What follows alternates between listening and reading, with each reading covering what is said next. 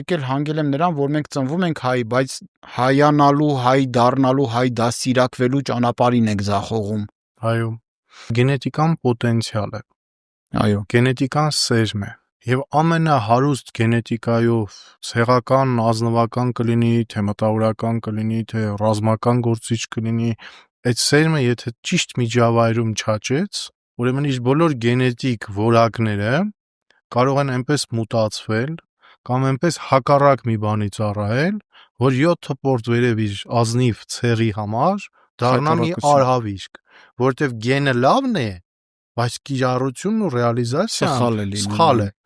Ես դա կապում եմ միջավայրի հետ,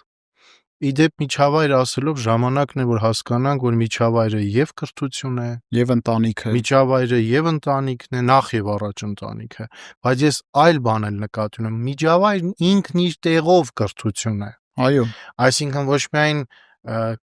կրթությունն է ծնում միջավայր, այլև միջավայրն է ծնում կրթությունը։ Փակ շղթա ոնց որ լինի։ Սա փակ շղթա է։ Այո։ Կտրելը միջավայրից շատ դժվար է։ Պետք է այդ շղթան կտրել կրթության կետից։ Այո։ Երբ որ մանկավարժ ուսուցիչը իր առաքելությունը չկապի աշխատավարձի